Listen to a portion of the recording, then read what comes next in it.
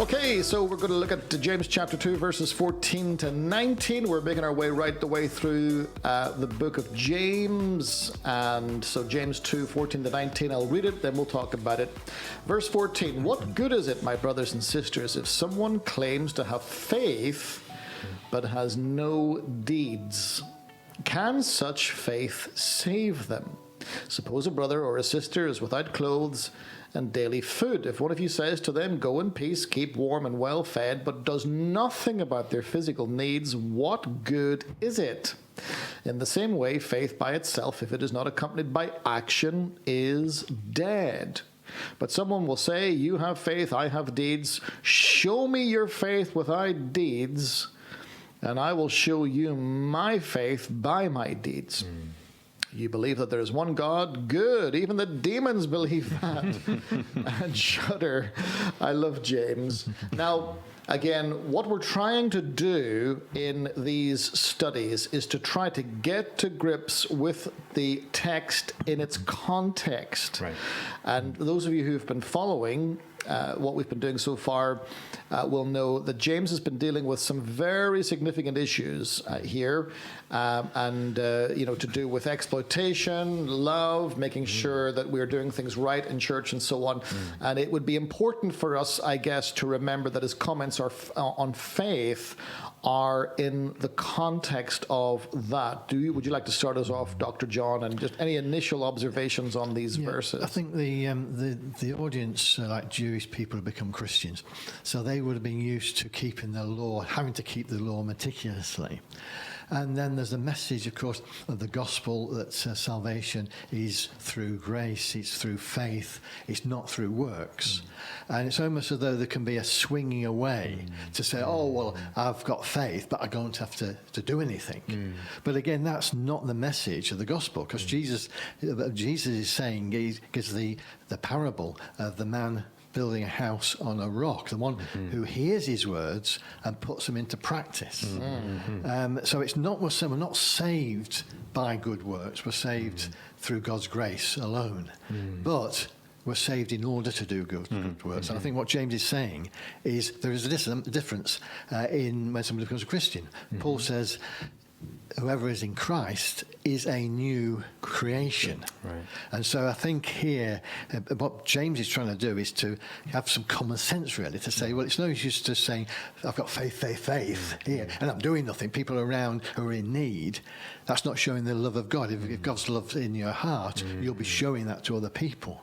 Not to earn salvation, but because you want to do that because of the love of God that's in you. Yes, that's really good. And again, there's a clear link. James says, if you don't get equality, you don't get faith. That is effectively what he's saying. And again, it's interesting. He refers to them, yet again, the language of brothers and sisters keeps being used by James. I think this is the 6th, 7th time he's used the language. What good is it, my brothers and sisters? This idea of brothers and sisters is equality. We are one in Christ. Nobody's better than anybody else. We're one in Christ. And then again gives an illustration, which we'll refer to in a moment. If a brother or a sister is without clothes and you don't do anything about it, where's your faith? So he's linking faith here. It's not just... I've heard a lot of sermons on, faith without works is dead. And then, of course, it's used to sort of preach all kinds of stuff on faith. But the context here is to do with the poor.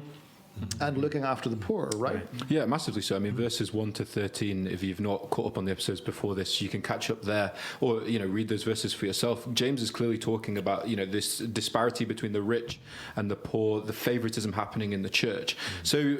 and it leads to that whole thing of faith. Like, how can the rich be in there and, go in peace, keep warm, keep well fed? They have the means to do something about it, yet they withhold it. And actually, if we have faith, if we have real faith, if we really have belief, our behavior will follow. If you really mean those words, you will do something about it if you have the means to do something about it. It's very much the vibe of everything that James is doing here. He's not having any nonsense. He's not willing to tolerate a theoretical faith. And again, Dr. John's made the point, we are saved not by works, but by grace. But there's a danger that we can misunderstand that, and then we can just have a theoretical faith that, prays for people's needs to be met, instead of actually being the answer to those needs ourselves, which is again the point that he's making in the illustration. If suppose if you have a brother or sister without clothes and daily food, one of you says to them, "Go in peace, keep warm, well fed, bless you," but does nothing practically about their physical needs, what good is it? In the save, and he uses that as the illustration to really question a lack of faith. He says, if you do that, that is a lack of faith. Faith without doing something about it is dead. And again, I've heard that verse quoted many, many, many times. You know, if you're in a charismatic church, faith for miracles, he's not talking about miracles. He is not talking about believing for mountains to be moved, for the dead to be raised, for all of those wonderful, spectacular things. He's talking about meeting other people's needs. What he's saying to the Christian community is, if you all have some faith, then you'll all be fine. Because faith without works is dead. If somebody's in need, we will make sure that they're taken care of, which is the genius of church, don't you think? 100%. And you know, that is the message, isn't it? Is that it's impossible to have a faith that's real on the inside that doesn't show itself on the outside. You know, there can be so much put down to great, you know, people of faith and stuff, but sometimes the greatest faith is manifested in humble works of service. And you know, it's so interesting that James regularly throughout his letter, in this chapter alone, uses feeding the poor, caring for the poor as an example, because one of the contextual clues to this letter is that there's very likely a famine going on at the time. So this is probably actually a very common scenario that people are encountering. So there's a lot of need going on in the country at that time. Absolutely. And you know, there's a certain extent to which, you know, real faith and the works that accompany it, they're not just made up of the spiritual side of things, prayer and prophecy and so on, but actually just very simply meeting a need. And I think that's amazing. Why do you think that James jumps to the theme of faith here? It does make sense when you understand it in its context, but at a quick reading, it almost seems like he just jumps and starts talking about faith out of nowhere. So why does he talk about faith here? Why do you think that is? In chapter 1, you know, he talks about hearing and doing of the words. And also I think with the early church, one of the main challenges with the early church was, you know, you had false teachers coming in, teaching false doctrine. And one of those, I mean, whether this was early kind of Gnostic, you know, I know Dr. John kind of mentioned this a few weeks ago. You had teachers coming in and sort of saying, well, Jesus, you know, just came in the spirit. He didn't come in the flesh. And then their kind of, the application of that was what we do doesn't really matter. You know, what we do in the flesh does not matter. And it's like James is like killing this by saying, actually, no, if you've got faith, you will have deeds. It's like you don't see the wind, you don't see faith, but you see the trees rustle. Like there is clear evidence of faith. And actually, if that evidence is not manifest, then clearly there is no faith going on. And I think there's a very, very powerful lesson from this to us in the 21st century, because I don't know how it is with you, but when I was growing up, there was a very capitalistic teaching of faith, which was, if you will do this for God, God will do this for you. If you will, you know, and it was almost quid pro quo, you know, a little bit, you scratch my back, I scratch yours, you bless me, I bless you. And of course there is, you know, it's like any truth. If you take it to an extreme, it becomes a misunderstanding of the truth. But actually, again, it cannot be emphasized strongly enough. What James's understanding of faith is to do with meeting people's needs, not just praying to be the answer to somebody's prayer, but actually being the answer to somebody's prayer. That's real faith. You know, it's like, and I find this profoundly challenging. Yeah, so true. If we, again, that's why the richness of context helps us to understand the heart of God. You have faith, I have deeds, but I'll show you my faith by my deeds. He goes on to say in verse 18, in other words, our deeds manifest our faith. The way that we meet other people's needs, that shows the levels of faith that we've got going on. Do you want to make a comment or two on that? Yes, I think what's interesting as well is this again, going back to Paul and the letter to the Galatians, written about the same time, that Paul says what counts is the new creation. He's saying they're talking about various rituals that the Jewish people had to do, that people were putting their faith in kind of rituals or whatever. But he's saying what counts is the new creation. In other words, that the true faith will produce changes in a person for the good, and that will show in how they behave to other people. Yes. And I think it's interesting there that Paul, again, at the same similar time, he's bringing this about a new creation. You're going to be, if you're new creation, you're going to behave differently to the old creation. Right. That's what James is saying. If there's something, a change has really taken place in somebody's heart, it's kind of true faith, it will show in how they react. They will show the love of God. And what is the love of God? It's ministering to people's needs. Right. Yes. As Jesus did. Yeah. Jesus said, "You'll do greater works than I." It's incredible. But it's because what Jesus is wanting to do is to do what he does in his compassion, in his love, in his forgiveness. The thing is as well, one of our challenges when we read a passage like this is that we read it, first of all, through Western eyes, with a 21st century understanding of individualism. We live in a time when it's all about the individual, it's all about being self-fulfilled, etc., etc., etc. You cannot really, I don't think, appreciate the writings of James and Paul and others, of course, unless you understand church as community. If you don't understand that, and the fact that individualism was really not a thing. In fact, James is contemptuous of it. He's no time for it. Any individualists who are coming into the church to make a quick buck out of church, he says that's exploitation. That is utterly not just wrong so far as James is concerned. He says that's exploitative, that is evil, that is sinful. And for me, this again emphasizes what church really is. It challenges me as a pastor that we've got to get back to an understanding of what church is. It's not just about me coming in having my personal needs met. Or coming in and feeling, do you get fed in that church? Well, actually, James would say, who are you feeding in church? Because that's how much faith I know you've got. And this is very much the vibe of James's letter. It's community. It's working together. It's serving together. It's the sense of togetherness. And faith, in one sense, cannot really be... it's not an individualistic thing. Again, that's our Western mindset. We've almost got to get ourselves out of that Western mindset. I'm believing God for this. I'm believing God for that. That's very much a Western individualistic way of praying. Whereas James is saying real faith is you see somebody's got needs, you meet their need. You see somebody who is in trouble, you do something about it. And this is real faith in action. And when you see it like that, it just challenges everything, doesn't it? It really does. I mean, you look at the early church in Acts, where James was the leader. I mean, they gave everything. They gave everything to meet the needs of one another. They were together. It was a community. It wasn't, I'm doing my own thing. I've got this. I've got that. They gave everything. I think it's really, as you say, it's really challenging. And unless we look at it through that lens, we miss it. And it's practical, isn't it? Because, I think that's something which James clearly has really grasped from the teachings of Jesus. Jesus said in Matthew 7:21, not everyone who says to me, Lord, Lord, shall enter the kingdom of heaven, but he who does the will of my Father in heaven. And he even tells the story of the parable of the Good Samaritan, doesn't he? Who does Jesus use as an illustration of loving your neighbor?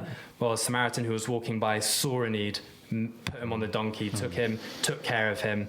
And this shows the practicality that faith is. There's the spiritual stuff of being reconciled to God, absolutely. But if that doesn't work itself out into our Monday to Sunday daily living, then we've missed it. And also, I mean, again, it cannot be emphasized strongly enough that it would seem clear from this that James would view those who are not a part of a church community as not true followers of Jesus.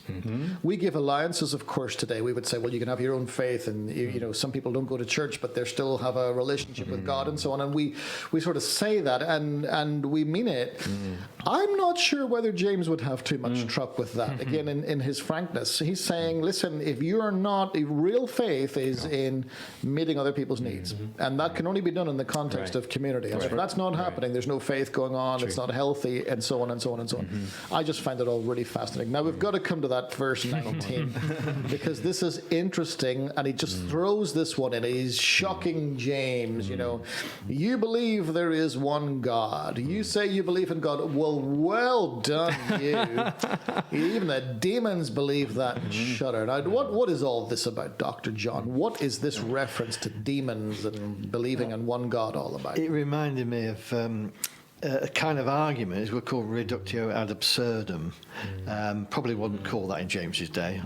Or maybe our Romans, because it is Roman, it is Latin. But I mean, basically, if you apply that to James's discussion, the argument goes, okay, believing there's a God, that's enough. That will make me a child of God. Just having, I know there's a God there. So looking at the conclusion then, he's saying, well, the demons believe there is one God. Therefore, following that logical argument, the demons are the children of God, which is absolutely absurd. And so even though he may not call it that reductio ad absurdum, that's what he's doing. Yeah, right. He's bringing in such an exaggeration. Yeah. But actually, what he's saying is actually true. You believe in God. The demons believe in God.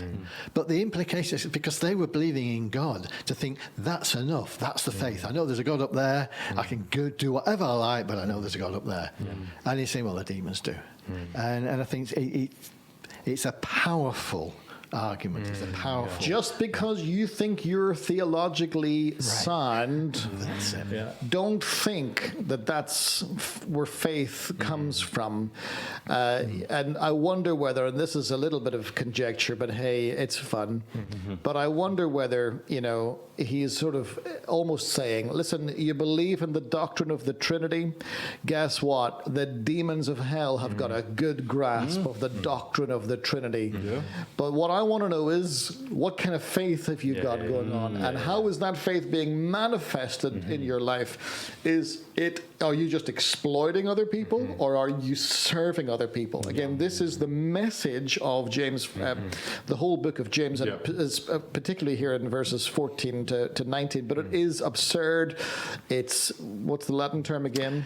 Abductum, absurdum. What is it again? Ad absurdum. It really means it reduces it to absurdity. And I think James does, because what he's saying is, it's what he's saying. Oh, it's enough just to believe there's a God. Right. It's absurd. So the thing is, if that's what James says in the year, whatever, 30, 40, whatever it is, what on earth would James say in 2023? I mean, what absurd illustrations would he use? If James were suddenly transported and he saw an individualistic culture, an individualistic Christianity, Christians, you know, who are not part of a church community, thinking that that's okay. I don't think that James would have too much truck for that. Right. But, you know, wouldn't it be fascinating to read James's writings today? Any more 100%. Observations on this passage before we bring it to an end? Yeah, I mean, I was just going to comment on that that idea that Pastor Roy and Dr. John, you guys have mentioned about, you know, you can have all the good theology, but actually, how is that manifesting in life? And actually, you know, just like, you know, the rest of the New Testament letters, James is taking the teachings of Jesus and who God is and applying that into our lives and what that looks like. And throughout the Gospels, we see the Gospel writers, it's never just about knowing who God is. John 1 says, to those who believed him and received him. You know, the demons, they might believe in God, but they've not received him. Romans says, you know, Paul says in Romans, if you confess with your mouth Jesus is Lord and believe. And so, you know, the demons, they can't confess Jesus as Lord. They've not submitted to his lordship. And so there is something about, you know, what's the difference between a Christian, a true believer, and a demon? Well, a demon might believe that God is, you know, exists, But actually, a Christian believes that, but also bows the knee to Jesus as Lord and lets that influence how they daily live. And it's just bringing it back, because this flows right after James has talked about that royal law, love your neighbor as yourself. And James is saying that is the demonstration of the faith that's going on inside. Very powerful. And it's totally biblical as well, because a lot of people would like to put this at odds with like Paul. They take verses out of context, like Ephesians 2, where they say, well, it's by grace through faith we've been saved, not by works. But even Paul goes on in verse 10 to say we're made in Christ for good works, which he prepared in advance for us to do. Like, this is not at odds with the gospel. This is not at odds with faith-based righteousness. This is the gospel. Actually, if it doesn't produce something, do I really have it? It's powerful. I think James is summing up the teaching of Jesus. In a quote here, Matthew 12, 33, 35. Jesus says, make the tree good and its fruit will be good. Or make the tree bad and its fruit will be bad. For a tree is recognized by its fruit. A good man or person brings good things out of the good stored up within him. An evil person brings evil out of the evil stored up within him. And of course, James uses the word evil. And I think what James is doing is contrasting. It just as Jesus did. He said, if your faith means something, what you produce will reflect. The good that comes out will reflect. If your faith doesn't really mean anything, it's just believe there's God up there, then it'll show in the evil. And James, of course, calls it evil in that discrimination. Yes. Faith by itself, if it is not accompanied by action, is dead. There's nothing to it, and that's what James says. And on that bombshell, that's James chapter 2, verses 14 to 19.